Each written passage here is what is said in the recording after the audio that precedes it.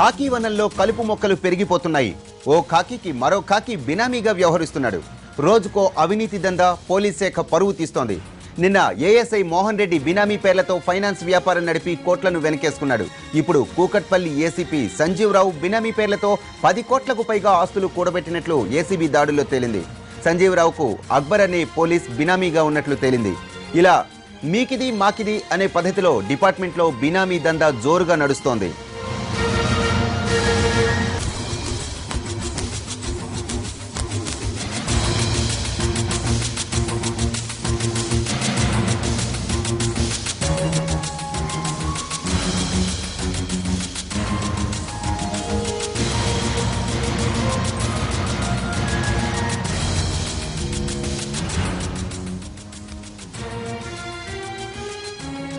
తవ్వే కొద్దీ కూకట్పల్లి ఏసీపీ అవినీతి చిట్టా బయటపడుతోంది. బినామీ పేర్లతో ఆస్తులు కూడబెట్టిన తీరు ఏసీబీకే షాక్ ఇస్తోంది. తెలిసిన వారి పేర్ల మీద కోట్లకు కోట్లు కూడబెట్టినట్లు ఏసీబీ దాడిలో తేలింది. అక్రమాస్తులున్నాయన్న ఆరోపణలతో ఈ తెల్లవారుజాము నుంచి ఏసీపీ సంజీవ్ రావుకు సంబంధించిన నివాసాల్లోనూ కార్యాలయాల్లోనూ సోదాలు చేస్తోంది ఏసీబీ. దమన్నపేట, కూకట్పల్లి, ఆల్వాల్తో పాటు వరంగల్లో ఏసీపీకి భారీగా ఆస్తులున్నట్లు తనిఖీల్లో తేలింది. ఏసీపీ ఇంట్లోనే భారీగా నగలు, నగదు, ఆస్తిపత్రాలు, అలాగే ఖరీదైన విదేశీ మద్యం అధికారులు స్వాధీనం చేసుకున్నారు.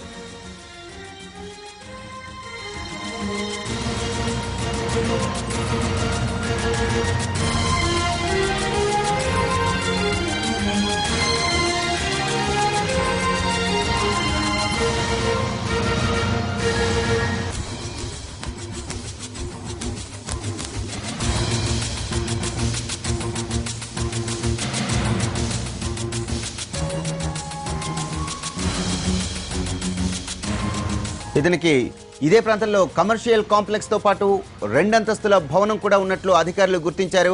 షామీర్పేట మండలం కేశవరంలో 10 ఎకరాల ఫామ్ హౌస్, ములుగులో 30 ఎకరాల తోట, వరంగల్ అడ్వకేట్ కాలనీలో ఓ భారీ భవనం, 3 ఫ్లాట్లు, దమన్నపేటలో 5 ఎకరాల వ్యవసాయ భూమి ఉన్నట్లు ఏసీబీ గుర్తించింది.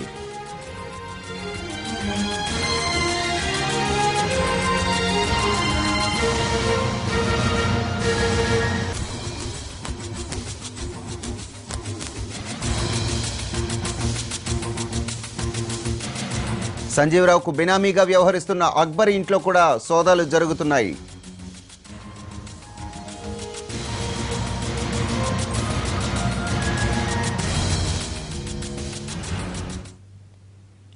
ఓ ఖాకీకి మరో ఖాకీ బినామీ, ఒకరి అవినీతికి మరొకరి వత్తాసు.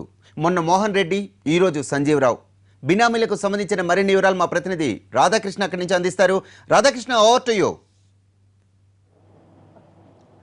వరప్రసాద్, అసలు మోహన్ రెడ్డి కానీ సంజీవ్ రావు కానీ వీళ్ళిద్దరు కేసులు చూసుకుంటే అసలు వీళ్ళు పోలీసులా లేకపోతే ఏంటి అన్న దానిపై అనేక ప్రశ్నలు వెలువెత్తున్న పరిస్థితి ఉంది. మోహన్ రెడ్డి ఒకవైపు వడ్డీ వ్యాపారం చేస్తూ పోలీసులకే బినామీగా ఒకవైపు పోలీస్ అధికారి ఉన్నాడు. ఇప్పుడు ఇవాళ సంజీవ్ రావుకి ఏకంగా డీజీపీ ఆఫీసులో ఏసీపీగా పనిచేస్తున్న అక్బర్ అనే వ్యక్తి బినామీగా ఉన్న పరిస్థితి చోటు చేసుకోవడం జరిగింది. ఇవాళ ఏసీబీ అధికారులు జరిపిన సోదాల్లో ఆ విషయం కూడా వెలుగులోకి వచ్చింది. ప్రస్తుతం ఏసీబీ సోదాలు జరుపుతున్న సంజీవ్ రావు ఇంటి వద్ద ఉన్నాం. ఇప్పుడే కొద్దిసేపటి క్రితమే సంజీవ్ రావు ఇంట్లో ఒకవైపు ఏసీబీ అధికారులు సోదాలు చేస్తున్న సమయంలోనే ఒక కవర్ ఇంట్లోంచి బయటికి పడేసిన పరిస్థితి చోటు చేసుకోవడం జరిగింది. ప్రస్తుతం మనం చూస్తున్న ప్రాంతం వెనక ప్రాంతం నుండి వాళ్ళు ఏసీబీ అధికారులందరూ పైన సంజీవ్ రావుని అతని కుటుంబ సభ్యులను విచారిస్తుంటే ఇంట్లో ఉన్న కొంతమంది ఒక్కసారిగా కవర్ని తీసి కిటికీలోంచి బయటికి పడేశారు. వెంటనే అప్రమత్తమైన ఏసీబీ అధికారులు ఆ కవర్ని స్వాధీనం చేసుకున్నారు.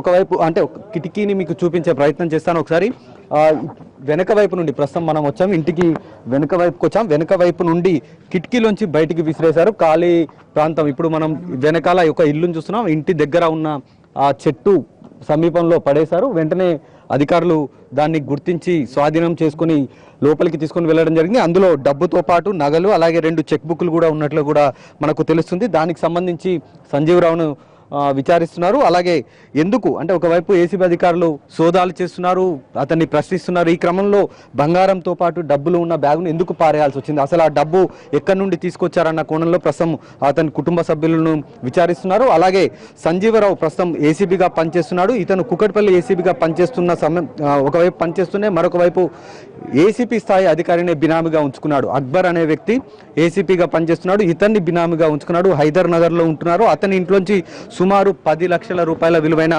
ఆదాయాన్ని ప్రస్తుతం గుర్తించడం జరిగింది. అలాగే స్విఫ్ట్ కార్ ఇప్పుడు ప్రస్తుతం మనం చూస్తున్నాం. వీళ్ళు ఏసీబీ అధికారులు ప్రస్తుతం కారుని కూడా తనిఖీలు చేస్తున్నారు. ప్రస్తుతం కార్ను మనం చూస్తున్నాం కూడా, కార్ని తనిఖీలు చేస్తున్న పరిస్థితి మనం విజువల్స్లో చూడొచ్చు. ఏసీబీకి సంబంధించిన అధికారి ప్రస్తుతం తనిఖీలు చేస్తున్నారు. కారులో కూడా ఏమైనా దొరుకుతాయా ఆధారాలన్న కోణంలో కూడా ప్రస్తుతం దర్యాప్తు చేస్తున్న పరిస్థితి ఉంది. మొత్తం ఇప్పటి వరకు 15 కోట్ల వరకు ఆదాయం ఉన్నట్లుగా కూడా గుర్తించడం జరిగింది. అంటే ఎందుకు పోలీసులే బినామీలను పెట్టుకుంటున్నారు, అంటే ఇంత భారీ స్థాయిలో అక్రమాలకు పాల్పడుతున్నారా, వసూలకు పాల్పడుతున్నారా అనేది అనేక అనుమానాలు వెల్లువెత్తున్న పరిస్థితి ఉంది. ఎందుకంటే మోహన్ రెడ్డి మనం చూసాం, కరీంనగర్ ఇష్యూలో మోహన్ రెడ్డి సంబంధించి ఎస్ఐగా ఉన్నాడు. ఇతను అనేక మంది డిపార్ట్మెంట్కి సంబంధించిన అనేక మంది అధికారులకు ఇతను బినామీగా ఉన్నాడు. వాళ్ళు ఇచ్చిన డబ్బులని అత్యధిక శాతానికి వడ్డీకి ఇస్తూ పోలీసులకు చిక్కడం జరిగింది. ఒక ప్రిన్సిపల్ అంటే ఒక స్కూలు సంఘటన ఆత్మహత్య కేసులో అతన్ని అరెస్ట్ చేసిన తర్వాత ఈ విషయం అంతా కూడా వెలుగులోకి రావడం జరిగింది. మోహన్ రెడ్డి కేసులో ఇప్పటికే 2 డిఎస్పీలను కూడా బదిలీ కూడా చేయడం జరిగింది. హుజూరాబాద్ డిఎస్పీతో పాటు మరొక డిఎస్పీని కూడా బదిలీ చేయడం జరిగింది. ఇప్పుడు సంజీవరావు కేసును చూసుకున్నా కూడా ఇందులో కూడా ఏసీబీ స్థాయి అధికారే బినామీగా ఉన్నాడు. అంటే పోలీసు అధికారులే బినామీలుగా పోలీసులనే పెట్టుకుంటున్న పరిస్థితి ఉంటుంది. ఇలాంటి సంఘటన మనం చాలా తక్కువ స్థాయిలో చూసాము. ఇప్పుడు ఈ వరుసగా ఇలాంటి సంఘటనలు వెలుగులోకి వస్తుండడంతో కొంత పోలీసు డిపార్ట్మెంట్లో ఆందోళన నెలకొన్న పరిస్థితి కూడా ఉంది. Varaprasad. Right, thank you Radhakrishna.